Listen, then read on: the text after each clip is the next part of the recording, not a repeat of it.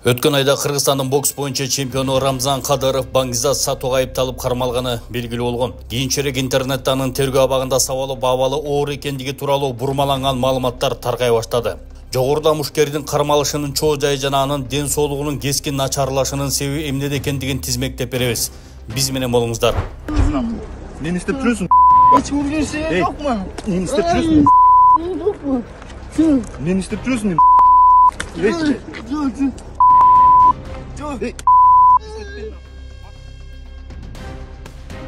Социалдык тармактарда бокс боюнча Кыргызстандын 2 жолку чемпиону 18 жаштагы Рамзан Кадыровду атаян кызмат мыйзамсыз кармап кетти деген маалымат тараган. Көп өтпөй СИЗОдон Кадыров оор абалда улуттук госпиталга которулганы кабарланды. Айрым медиаларда ал сабалышы мүмкүн деген жалган маалыматтар чыга баштады.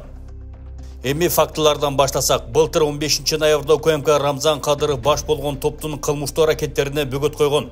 Алар принцесса Дури аталышындагы баңгизат саткан топтун буйругун аткарып келишкен.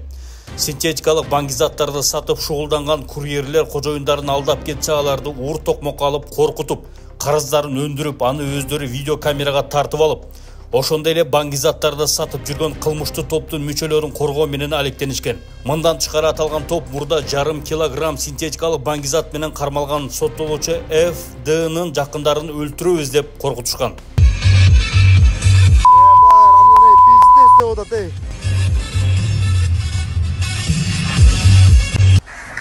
Как Рамзалу? Тиги жаган жок кайра?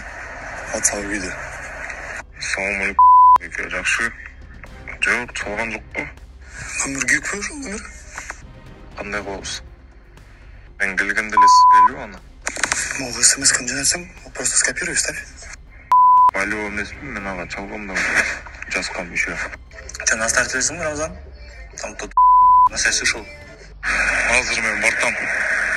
Барып бир байкап көрөйүнчү да. Кармалгандардын баары күнөөлөрүн мойнуна алып, Рамзан Кадыровго анын кылмыштуу аракеттерге активдүү катышкандыгы тууралуу көрсөтмө беришкен. 26 мартта тергөө абагында Кадыровдун абалы кескин начарлап улуттук госпиталга жөнөтүлгөн. Жазаларды аткаруу кызматы тергөө абагында жаткан адамды атайын сабады деген маалыматты дароо четке какты. Буга чейин кыйноолордун алдын алуу борборунун кызматкерлери да тергөө абагынын администрациясы жана медициналык кызматкерлери менен маек курушкан. Бирок анын сабылгандыгын тасыкташкан эмес. Ал эми дарыгерлер Рамзан Кадыров кан басымынын жогорулашына байланыштуу улуттук госпиталга жаткырылганын билдиришти. Текшерүү маалында денесине эч кандай зыян келтирилбегени медициналык журналдарда катталган. Кадыров улуттук госпиталга түшкөндөн кийин дароо операция жасоо чечими кабыл алынган. Консультациянын жүрүшүнө бир катар диагноздор коюлган. Операция учурунда аристтердин корутундусу туура экени далилденген.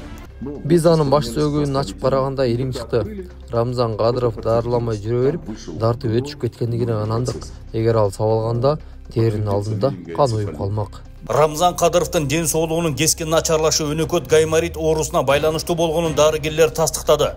Анын жыйынтыгы ириңдин топтолушу комага түшүүгө жеткирди.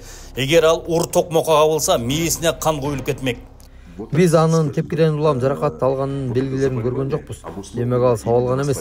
Анткени анда пайда болгон шишик же кызыл тактарды гайморит фронтит сыяктуу оорунун өрчүп кеткен формасындагы ириң пайда кылат. Эгер ал токмок жегенде анда анын башын операция кылганда кан чыкмак. Бирок биз ириңдин топтолуп калганына күбө болдук. Демек ал сабалган эмес. Буга чейин дарыланбай жүргөн дарты өрчүп кеткен деп эсептейбиз. Азыркы учурда Рамзан Кадыровго 3 жолу операция жасалып, бирок абалы оор. Биз биринчи операцияда анын башында топтолгон ириңди тазаладык. Экинчиде лор врач менен кулагынын тушундагы ириңди алдык. Үчүнчү операцияда дагы бир жолу ириңден тазалоо операциясы жасалды. Белгилей кетсек, ал сабалган эмес. Денесинде эч кандай тыштан урулган сокку белгилери жок.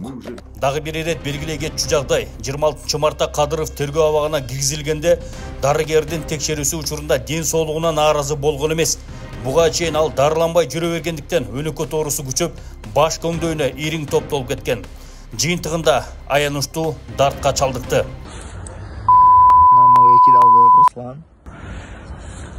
Рамзан. Болду, өчүр видеону.